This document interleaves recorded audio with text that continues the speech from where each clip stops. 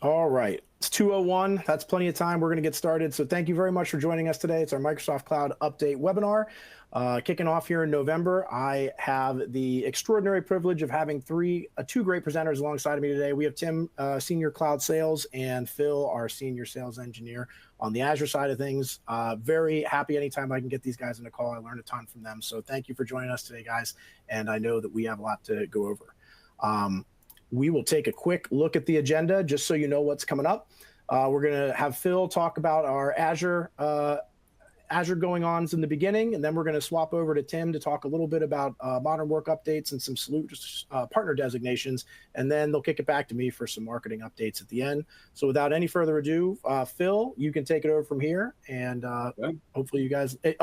two housekeeping items. Number one, the end of each section, there's going to be a survey question that basically asks if you want more information about one of the things that we just talked about. So if you do, just check the box as part of your survey, hit submit, and we will follow up with you after the webinar with any more information if you weren't able to get it today. And number two, there was a resources panel, one of these sides of the screen here. There's going to be more information about what we're talking about today, and we'll reference some of that material during the webinar. So if you're looking for more information immediately, you could check out what is in the resources panel, and otherwise we'll kind of explain what's in there as we go along. So now, without further ado, I will pass it over to Phil to talk about Azure. Perfect. Thanks, Bill. Good afternoon, everyone. Thank you for joining. I'm going to start with two programs and funding options related to Azure.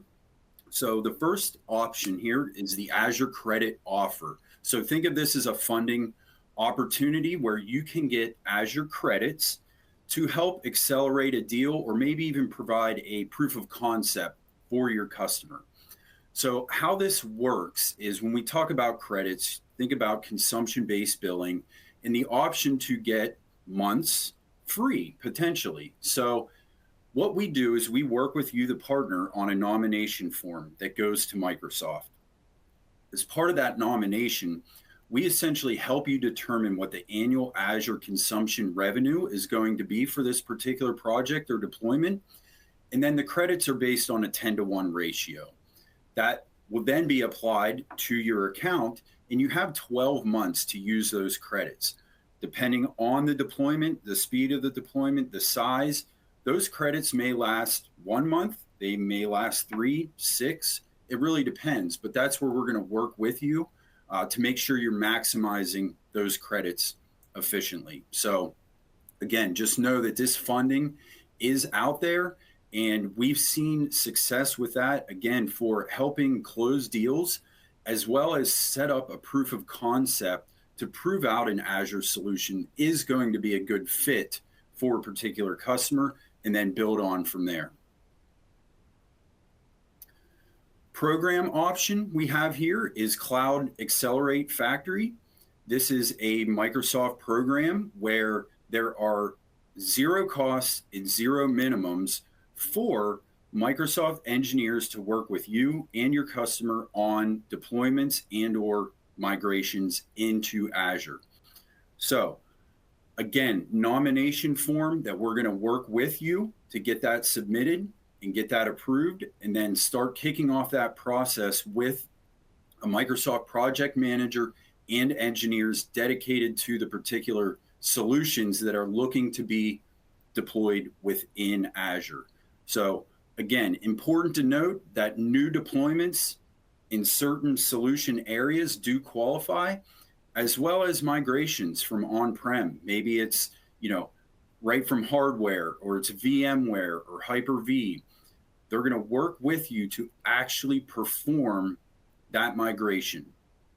Again, most important thing to note, no cost, no minimums to engage in this program. So very important.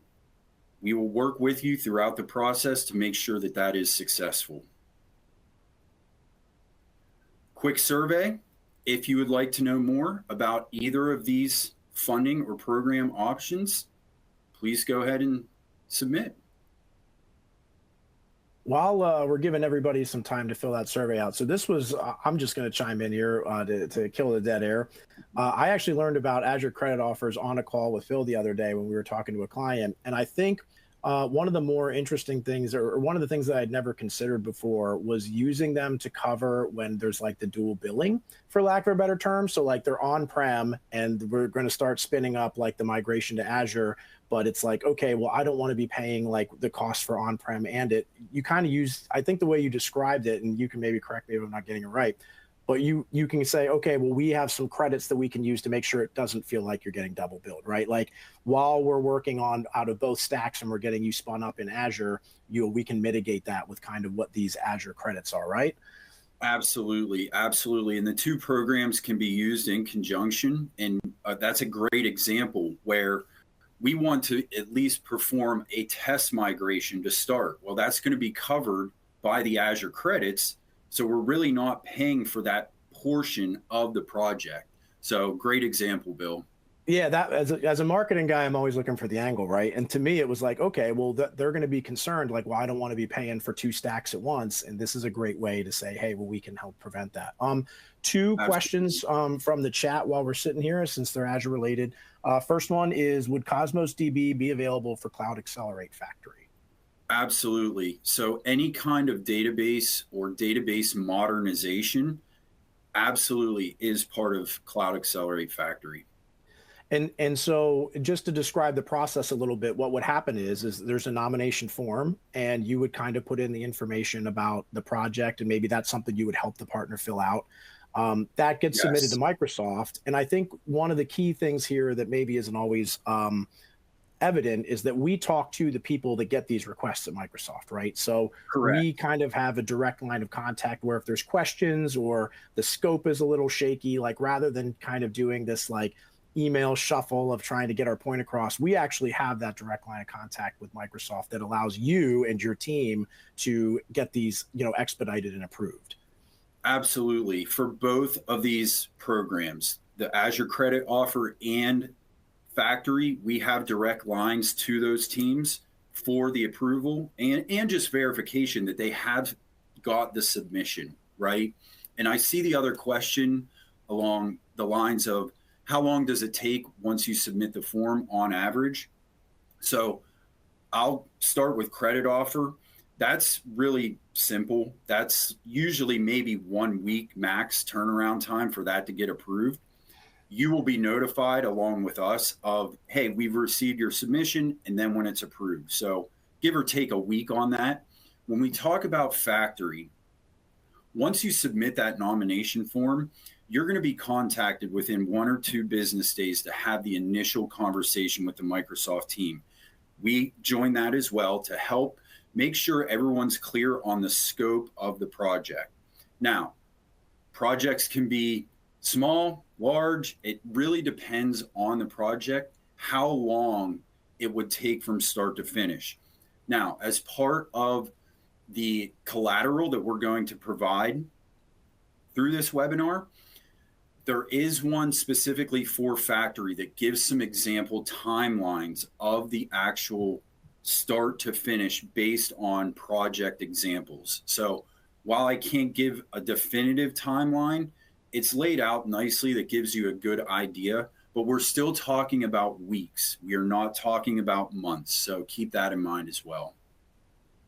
Awesome. Well, thank you for answering those questions on the fly there. We're going to move on from the next one. So this is your last chance. If you want any info, nope, it's gone. Never mind. If you want any information about Azure, you can obviously reach out to Phil afterwards. Yep, for sure. We're going to move on to some incentive changes for FY26 when we talk about Microsoft CSP and the Microsoft Cloud and AI Partner Program. So the biggest change from FY25 to FY26 is that we do now have a metric around compatibility points, 25 being the number in this case.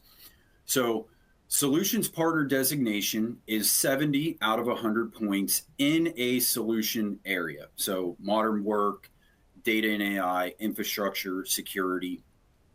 But 25 capability points has really made an impact in the sense of it's going to be a little easier for you to get your core incentives. So the solutions designation is still the path that you want to be taking as a Microsoft partner, right? This unlocks additional incentives that we're not going to get into today, but it also, in Microsoft eyes, that's where you as a partner really need to be striving towards. The other thing to note is that there is a 25K trailing 12 months revenue requirement as well. So keep an eye on that moving forward in your partner center. We're going to be happy to work with you and check where you're at from a points and designation standpoint.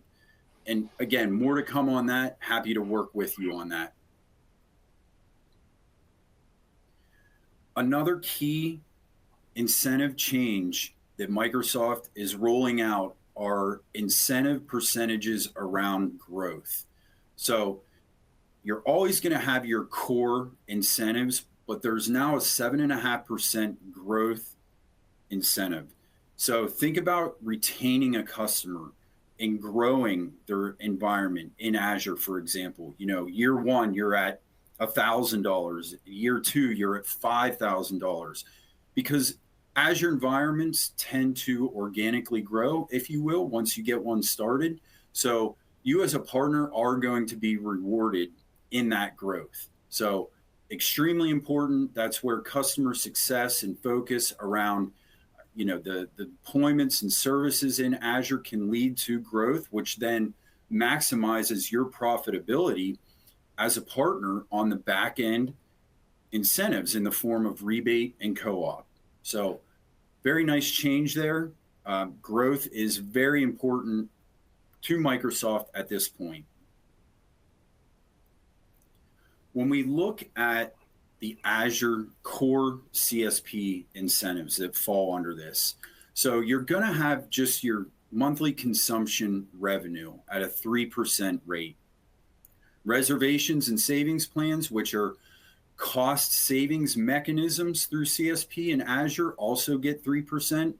And then again, we can see that there is that growth accelerator of that 7.5%. And you can see we're still talking about if you have a designation or the 25-point minimum along with that 25K TTM. So when we look at an example illustration, right? So if I have consumption in year one, this is showing 200K. Year two, 200K. It didn't grow, but I'm still getting the core rates, the 3 and 3%. If I increase, here we can see 50K, that's going to light up the growth. And now I'm getting that 7.5% on that growth from year one to year two. Decrease, you're not penalized in any way. You're still getting the core consumption and RI. And then, of course, net new is going to be seen as both, right? So there was no customer. We start, we get to this amount. We're going to have the core plus the growth on that net new customer add, which is really nice.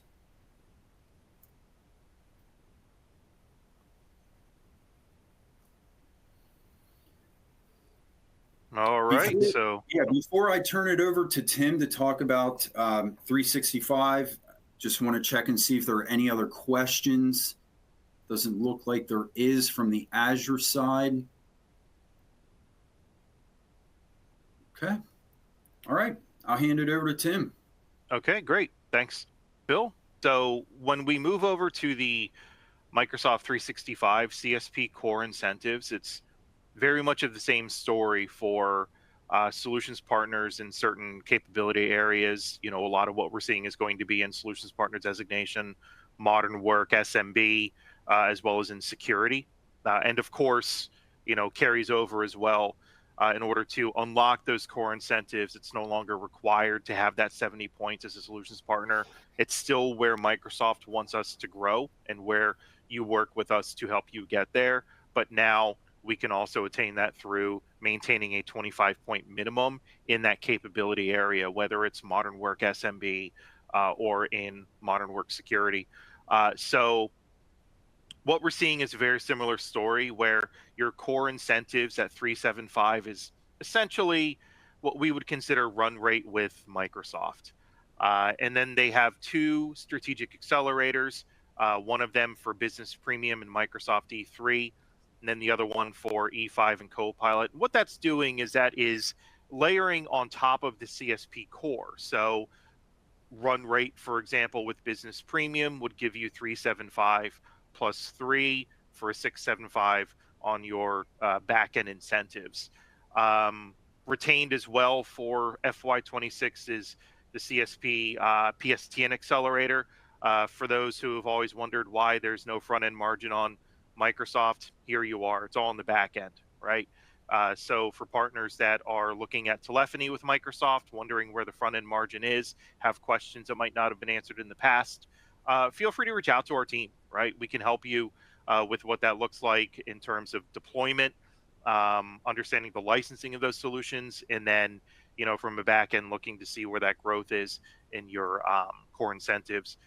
The part that's changed with FY26 is the growth accelerator, right? So much like Phil had talked about growth being a key metric that Microsoft is pushing partners to achieve in FY26, the same applies in modern work. So the growth accelerator also encapsulates those 4 strategic accelerator SKUs: Business Premium, E3, E5, and Copilot. But what we're looking at here is additional seats, upsell, and things of that nature. So, if you're a Business Premium customer today with 200 seats, you as a partner, when they renew, you're getting that 375 plus that 3. However, if you add 100 seats, those extra 100, you're also getting the 7.5 on top of that. Or if it's a customer that's on Business Standard and you're upgrading them to ME5, as an example, not only are you getting the 375 core and the 7% for the Tier 2 accelerator for the E5, but now you're also getting the 7.5 for all of the net new seats. And this applies to whether it's an existing customer with you or an existing customer with Microsoft. So this also incentivizes you to go after business, whether it's Web Direct or through other channel partners. It might not be giving the same level of care and effort and energy towards deployments and security as it pertains to the Microsoft stack, and allows you to differentiate and receive revenue on the back end for building out a Copilot program or heavily evangelizing Microsoft security solutions. So then, skilling for partner solutions designations. This, of course, is something that we are here to assist you with. If you need help with getting your solutions partner, again, 25 points unlocks those core incentives, but the badge is unlocked with a solutions partner. A lot of the feedback that we've gotten so far is that skilling seems to be one of the areas of challenge here. We do have programs, we do have vendor partners that you can reach out to our team, whether it's Phil, myself, Modern Applications, to help you with to achieve those designations, whether it be in modern work, data and AI, security, etc. All right. So once again. All right, and I'm gonna jump in. Yeah, I'm gonna jump in here too with a couple of questions and/or comments, because these are all things that I learned, and I just want to make sure that the points get across. So, with the change from requiring a solutions partner designation to requiring a solutions partner designation or maintaining 25 points, what does that do in general for the eligibility of the people on this call right now? I mean, to me, my understanding was that makes those incentives more widely available than they were previously. And that's a question for Phil or Tim. Yeah, absolutely. Thanks, Bill. So one of the biggest challenges when Microsoft moved away from Legacy Silver Gold to Solutions Partner was that 70-point minimum with at least 1 point in each of the skilling categories became extremely, well, I don't want to say extremely, but harder to achieve than old gold or silver were, especially in skilling, right? So that's where we're seeing some of the drawback, which is where Microsoft introduced the new FY26 with the 25 points. So the difference between the two is fairly clear in that if you're maintaining that 70 points and you have purchased through your eligibility that solutions partner designation, it can be in one, it can be in all 6, right? then you are achieving not just the core incentives, but also additional incentives that Phil had referred to that we don't necessarily need to get on this call. That is good for that 12 months from when your solutions partner designation badge has been achieved. When you look at the 25-point incentive minimum, this unlocks just the core incentives. Now, for a lot of our partners, that's wonderful news because that's going to be all their back-end rebate and co-op, things like that nature, so that you can start building campaigns, getting funding from Microsoft for those, as well as achieving those incentives that we had mentioned. In order for you to continuously receive those benefits, you need to maintain 25 points every month. However, what Microsoft does is if you go under 25 points in any given period, it's a 5-month look back. So as long as you get back up to that 25-point minimum, Microsoft does not either retroactively remove designation or remove incentives or rebates from you. If you go under 25 points for 5 months straight, then now we're going from a yellow area to a red area. Again, work with us if you need assistance, and whether it be getting an MS 900 certification to get back up to that 25 points, or help attain maybe 3 new customers to help achieve that point minimum as well. So we're here to assist there. But that's really the big difference is solutions partner designation. You keep those incentives for a year. The 25-point minimum, as long as you maintain 25 points, you're good on every given month. 5-month rolling look back if you fall under 25 points at any given time. All right, thank you for that. And so what I'm going to put up here is right now the survey is open, and you can check those and apply. So in terms of there's 2 things listed there, and they kind of would go hand in hand. Reviewing incentives eligibility and earning solution partner designations are you can probably do both of those at the same time. And one of the things that I'd like to add about this is that part of having or earning these incentives, especially on the back end, is making sure that your account is set up properly. I know that we've had partners in the past who have not had all of their bank information entered correctly, or everything wasn't set up to be earning correctly. So one of the things that our team can do, and if this is something you're interested in, is we can jump on a call with you for a couple minutes and have somebody go through Partner Center and take a look at how you're set up, just to make sure that everything is in place, that if you do begin earning money now because of this point eligibility, and you become now because you have the 25 points, you're earning this money, that number one, you are actually receiving it because your account is set up properly. And if it's the first time you're earning these incentives on the back end, we can also explain to you how you get to spend that. Because when we talk about co-op funds, if you're not used to earning that, and this is going to be maybe the first time you do, what that means is you have a budget from Microsoft every 6 months. And let's say you send out an email to partners and you say, hey, have you guys heard about Copilot? And you just send them a little email. You get to send Microsoft a picture of that email and claim that as a marketing activity, and they will cut you a check for sending that email out that you just take as revenue. So really good stuff here. I think that this is going to be great for a lot of our partners based on my understanding. And the solution partner designation, we talked about this a little bit on the last call. And I can say that we did end up running a class for AZ-104, a hands-on lab. We were able to get, I think, about 15 partners in. If you are interested in getting these designations, please reach out to your cloud sales rep, or reach out to whoever you have contact information for in our team, and let us know what kind of classes you'd like to take. It is a huge push for us to get partners with solution partner designations, because not only will it help your business earn more money and have more tools in the toolbox for Microsoft, but it really just helps our organizations grow and offer more of these solutions. So having said that, we're going once on this slide, going twice. Tim, anything else to add before we move on? I think there's a question in the chat. Phil, I don't know if you're able to answer that one. I'm not 100%.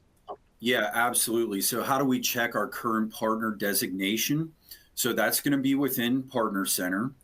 And when you log into Partner Center, you're going to have multiple tiles based on your access granted in Partner Center. But what you're going to want to look for is the membership area. Once you click into membership, on the left-hand side, you'll see Solutions Designation, and you want to click the Overview button. That will show your current scores across all the designation areas. There's 6 of them. So that's where, again, We can work with you to identify why and how you have the scores that you have today.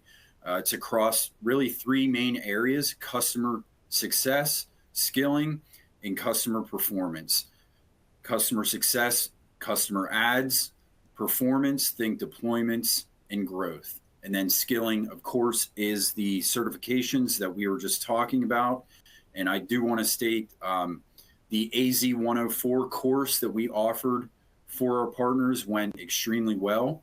This is a 4-day course, 8 hours a day, where you are really diving in to prepare yourself to take that exam and ultimately pass it. So to Bill's point, we're highly invested in that. We're investing in our partners. So please reach out with interest. And we can also show you which exams need to be taken and passed to get the solutions designation as well. Yep. Like I said, we're very excited for this kind of enablement because it earns more for you. It earns more for us. I mean, everybody wins by taking advantage and using these opportunities. So, and we're more than happy to help your organization understand it and get up there. Rose had asked for some directions about how to access what Phil explained. Absolutely. We will get back to you at the end of the call. We'll send you an email with the link. I think that, oh, nope, there's still a little bit more from Tim. Yep. I'm sorry. Yep. That was me. Now for the important news regarding Microsoft licensing, I guess we can say. So I'm sure as many of everybody on the call here is aware, last April 1st, Microsoft put 5 SKUs end of sale, specifically E1, E3, and E5, and both the O and the M platforms. If you weren't all aware, this was a lot of having to do with litigation, if you will, with the European Union, European Commission, regarding antitrust. We're not going to get into it in this call, but effectively Microsoft globally on April 1st of 2024 removed from sale the ability for customers to purchase new subscriptions of Office E1, E3, and E5 and Microsoft E3 and E5, and instead had them go direction of buying those SKUs without Teams and then purchasing Teams separately. And let me say, this has been about 19 months of insanity as we've gone through those challenges of what to do when a customer wants to switch partners, or what if a customer has a SKU with Teams and they want to move to an enterprise SKU with Teams. The list goes on. I've got some great news. As of November 1st, the settlement has been reached with the European Commission. And like I thought from the beginning, enterprise SKUs with Teams are back on the for sale list, right? So we can now sell E1, E3, and E5 with Teams, and even better news, no price changes either. So Microsoft is bringing them back. It's the same SKU, the same offer. Existing SKUs will be able to be renewed as is, as always were. But now the big change is if you need to sell it as a net new subscription, whether that's moving a customer from another partner or a web direct or a different licensing channel under your purview, then you can purchase Office E3 or Microsoft E5 with Teams, and the pricing has stayed the same. Now, if customers don't want Teams, those SKUs will remain as well. So let's say they're using a competing platform. We won't talk about those in a Microsoft call, but let's say they're not using Teams, then they can purchase the no Teams SKU as well. And this goes across all of the different SKU bundles, whether it's frontline like F1 and F3, SMB SKUs like Business Basic, Business Standard, and Business Premium, and then of course the enterprise SKUs. The big thing is we're actually seeing a price decrease on the no Teams bundles. So again, we want to lead with Teams, but for customers that don't want it, now we're seeing a price drop. And that was part of the settlement as well, and that Microsoft agreed to a 7-year window of basically a minimum price delta across all regions globally between the no Teams version and the with Teams version. The price change on the no Teams is going to differ based on the SKU. You can reach out to our team for pricing or check in your marketplaces. I believe all the new pricing is active in the portal as today. But the big news again is we can sell enterprise SKUs with Teams once more. Those SKUs do not see a price increase. So business is normal. take the clock back to March 31st, 2024. It's basically where we're at right now on that. So we did post an FAQ in the resources panel to give you more information on all of that. But that is the news out of the team settlement. And if you have any questions, feel free to pop them in the Q&A or reach out to our team. We'll be happy to help with any opportunities or any questions that you have. All right. And then moving on to the next announcement. This actually came out in September, but Microsoft has introduced a few new SKUs. And this is, again, sort of a coordinated effort with, we had discussed previously, Microsoft is really pushing the narrative in regards to core incentives with partners growing in security, right? If 2024 was the year of Copilot, 2025 is the year of security and purview. And what we're seeing here is a couple of different things. Number one is they're rebranding the names of E5 security and E5 compliance. So there's mini bundles that you attached that gave all of the purview features, all of the defender features, all of the enter ID features. We're seeing them rebranded to where E5 security is now just the defender suite and E5 compliance is just the purview suite. Same price, same service offering, just a different name, right? But on top of that, Microsoft has also introduced 3 new SKUs, and we'll get into that. So these are SKUs that are meant to be attached to Business Premium, right? So what we're doing now is E5 Security, E5 Compliance, now rebranded to Defender and Purview Suite. Those are designed to be add-ons to the Microsoft 365 E3 offering. But for customers on Business Premium, we can now go with these new offers, which are the same names. It's just Defender Suite for Business Premium, Purview Suite for Business Premium, and then they have a bundle which combines them both. And again, these SKUs offer nothing new in terms of technologies. It's just bundling existing services and giving them an SMB discount. So your E5 or your Defender and Purview suites are still $12 a month MSRP. These new mini bundles for Business Premium are now $10 MSRP each. Or if the customer decides to get both at the same time, it's $15. So they get a discount if they add them both together into the Defender and Purview for Business Premium bundle. So might be a bit of confusion there to begin with. Again, reach out to us if you have any questions. But the move there is for any additional offers on Business Premium, we go with the $10 mini bundles for Defender add-on for Business Premium, Purview add-on for Business Premium, or the Defender and Purview combined for $15. And then for enterprise customers eligible, they go with the Defender Suite, which is $12 a month, Purview Suite, which is $12 a month as well. So what do? Right? Well, nothing new.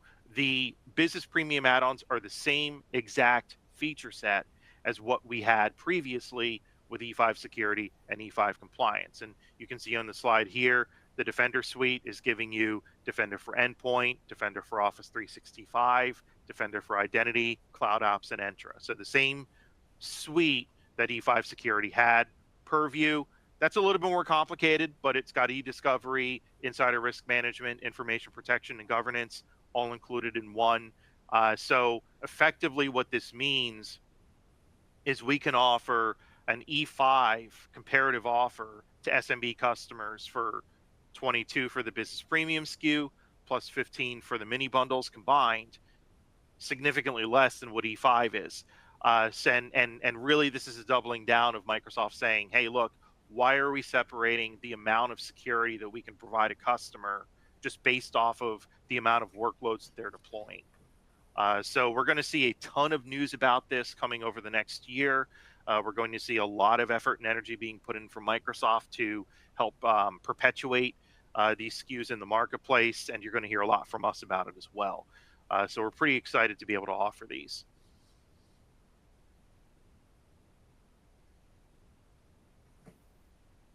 All right, survey 3. There you go. So if you need any more information about either the SKU changes or the security offerings, go ahead and you can check those boxes. We'll hang out on the slide here for a minute. I just want to let everybody know that the beautiful story told by pictures on the team slide was all me.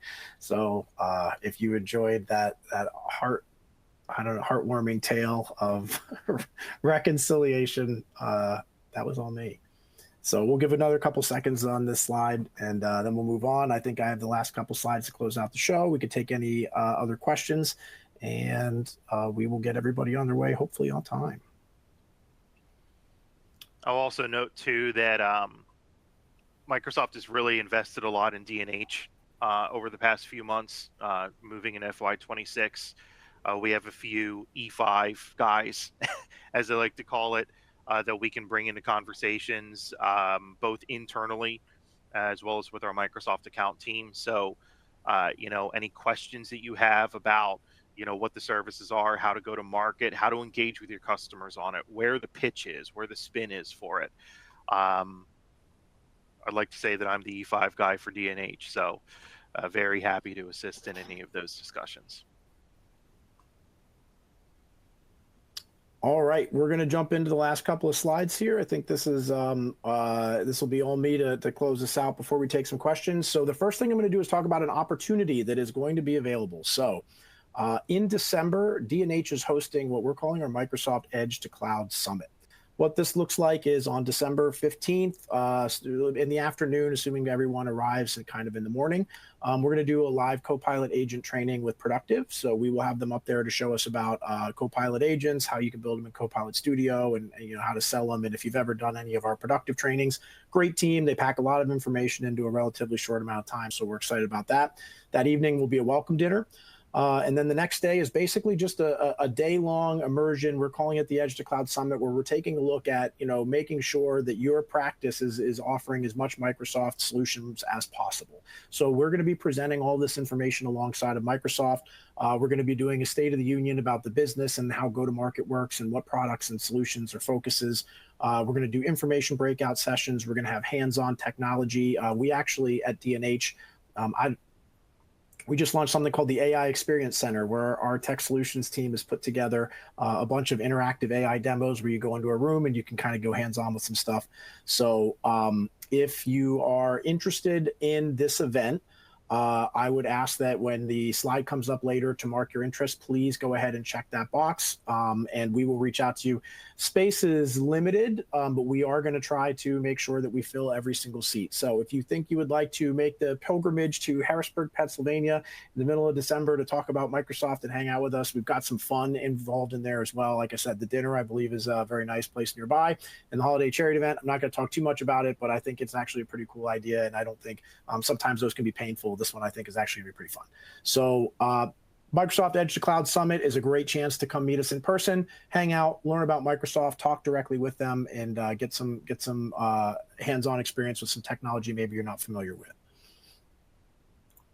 The next up is the Azure Accelerator Toolkit. So in the resources pane, you'll find a link to download this. It's a zip file. From this file, so what we have in here is a couple of things. The biggest one is the sales guide. So I don't know, last webinar, if you were there, and if you weren't, Phil and I did a series together called Azure Isn't Scary. The idea is when I came onto this account as Microsoft Marketing Manager, I was not very familiar with Azure, and it just felt like it might be a step above where my technical competency ended. As it turns out, he did a great job of explaining it. If you haven't seen that series, let me know. I can get you a link for it. But the sales guide was an extension of that. So we took some of that information and we made it to break down kind of, I don't want to call them skewing up Azure, but the idea was let's take all of our most popular Azure solutions and describe them by business use cases and make it almost like it's a grab and go, or almost like it's a SKU that you can take to somebody. So I would, even if you don't sell a lot of Azure now, I would recommend downloading the toolkit and just flipping through the sales guide. It won't take you more than a couple minutes, but it'll give you an idea of what kinds of solutions are available, how difficult they may or may not be. We put like a little difficulty scale on there, like this is a great beginner task versus, this is something that maybe is more advanced. And then we also have some sales questions that you can take to your partners and just, I have the example there for Azure Virtual Desktop. That text is probably too small to read, but there's questions that you can ask and it gives you some guidance on how to answer them and steer people towards these Azure solutions. In addition to the sales guide, there's some one-pagers that are white labeled. So that means you can add your logo and add your contact information. So if any of your conversations about Azure do lead to the need for some backup support or just some more information about what you're proposing, those PDFs are available in there as well. There's one for every single one of the major Azure tool sets that we talk about. And there's also a PowerPoint deck that you can go and grab a slide or two from, or if you're going to a pitch, just that you can include to kind of solidify what you're talking about in terms of Azure. So with this toolkit, we actually are hopefully going to have one for Copilot by the end of this month and security by the end of December. So the Copilot one is great. It has a quick start guide for Copilot chat. The idea being that Copilot chat is free for almost every single M365 license. And so just reaching out to your partners, making sure that they're aware that this is something that they're entitled to and how easy it can be to turn on and enable in their organization. We're going to give you all the resources you need to go do that, as well as use that as getting your foot in the door to talk about Copilot for M365 or talk about Copilot agents, which are gaining popularity very quickly.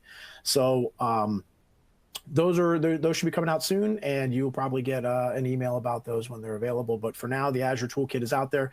And if you have any feedback, please let me know, because we want to make these tools valuable to you. So if you see it and say, hey, this is great, but it would be better if it was like this, please let me know, because we want to make sure that these are useful tools for your organization to go out and make sales. Last thing I have to talk about today, Copilot immersion briefing. So tentatively, these are going to begin in December 2025, and there's going to be a 2-phase rollout. What this is, we are going to be able to lease virtual desktop machines and host trainings. They're 90-minute trainings that are very likely going to be hosted by me, where you would invite your partners to participate. They would log into these virtual environments, and we would walk them through actual business use cases in this virtual environment. So what that would look like is we start with Copilot chat, just like I talked about, and we say, hey, if in your organization, this is what you would be able to do with Copilot chat. Here are great tasks that you would be able to do with that. Then we go into the application integrations. We talk about, well, once you get past Copilot chat, if you want to move into something more premium, here's what the integrations look like in Word. Here's what they look like in PowerPoint. Here's what they look like in Excel. And we're putting like a real business use case behind it. It's like narrative driven. So it's like you're an executive at a paper company in Scranton, Pennsylvania. We walk you through exercises with the idea that you're actually solving a problem on the call, and it's not just like log in and tinker around. And then finally, we'll get into Copilot Studio and agents. So we'll be able to get them into Copilot Studio, walk them through building an agent, and I see some stuff in the chat. Yeah, if you need help with the Azure toolkit, please let me know in the next slide, and I will get that in there. Anyway, to close out the Copilot immersion briefing, then we get them in so they can see Copilot Studio, they can build an agent, and we do a survey at the end of it to ask them how useful it was, and we can get all that information to you to try to push the sales. So great question from Brian. We'd want to do it ourselves for our clients. That's why I said it's going to be a 2-stage rollout. So what we're going to do is we're going to do our first Copilot immersion labs with you. And so we would invite a bunch of our reseller partners to take part in that so they can understand it and provide feedback. So we're putting the best product in front of our end customers. So if you are interested in either being one of our guinea pigs and joining us for our first sessions that we're probably going to launch next month, that would be great. Or if you're interested in just getting the final product when it's ready to deliver and you'd like information about how to go to market and invite partners and what they need to do to be a part of it, we can certainly get you that information as well. So again, we plan on starting that early December. We might try to sneak our course in December where we go with our reseller partners, but then certainly in January and in the year, we'd love to launch as many Copilot immersion briefings as we can. So having said that, I believe that leads us to our slide where if you're interested in any of the things I just talked about, go ahead and fill out this survey quickly. And I guess this is also the start of the open discussion. So if you have any questions, you can drop them in the chat. You can fill out the survey here. But yeah, that's pretty much, I think, what we had from our side today. But we would love, the questions are all great. And so we will try to get them answered as they come in. But otherwise, I think that's what we had for today.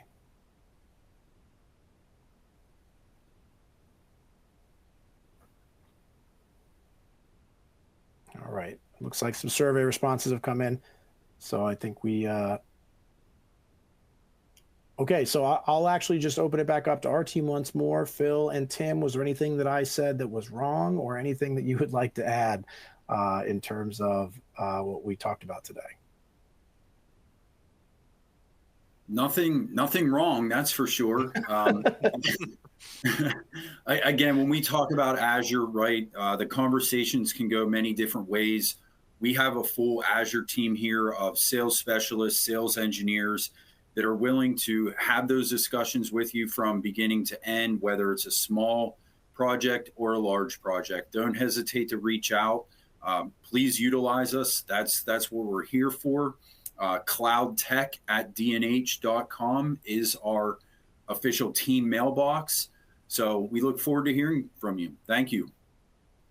And I'm going to throw in one more plug because I would like the Edge to Cloud Summit to be successful. I do believe that we are going to be covering travel costs to that. So we'll see if that jumps up the number of people that are going to fill out the survey that they're interested in the Edge to Cloud Summit. But that's going to be, so, I mean, the cool thing about that summit is that's going to be you or someone from your organization that is interested in growing your Microsoft practice, you know, that's going to be able to engage directly with us, directly with Microsoft, and go hands-on with the technology. So we're really excited. I think that's going to be the first of its kind for D&H at least. So, and again, we understand that mid-December is not the best time to ask you to travel. So we are trying to make it fun. And I do believe we'll be covering hotels and travel expenses for that. So if you're even mildly interested, go ahead and check the box to let us know. And we'd love to see you out at our headquarters here soon.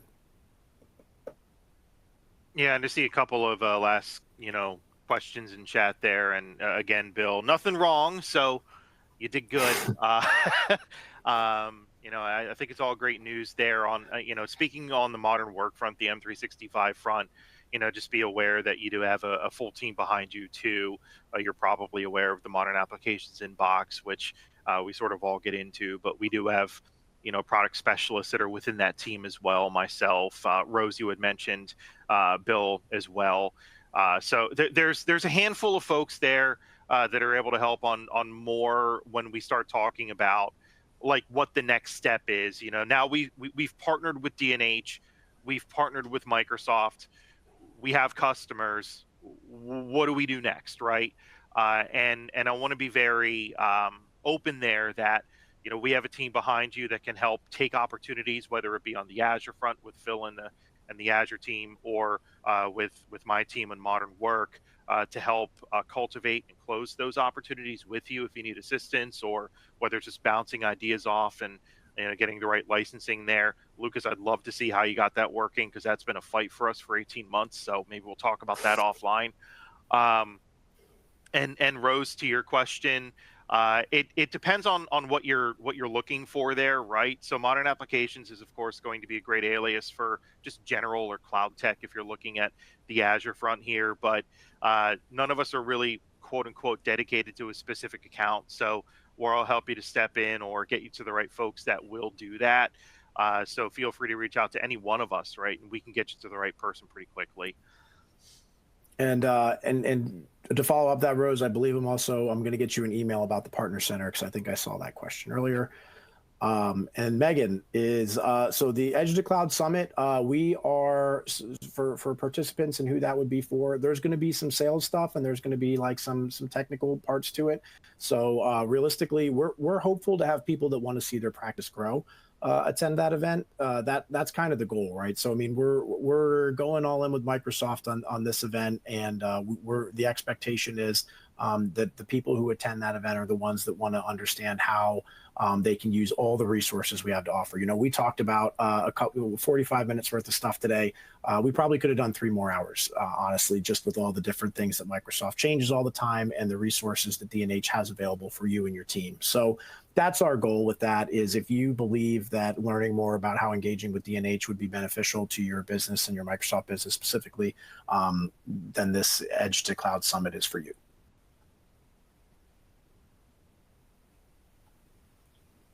Okay, well, I appreciate everybody's time today. Special thanks to Phil and Tim for joining me. I call these guys all the time for questions, and they were better today than they are when I call them. So thank you very much for joining us, and thank you for your time this afternoon. If you have any questions, please reach out to our team. You can hit Modern Applications, or I think you would be able to contact us through maybe the speaker panels on the side, but certainly we'll be reaching out to everybody who filled out a survey response, and you can ask those questions and more when we get back to you. So thank you. Have a great afternoon. Very much appreciate your time today.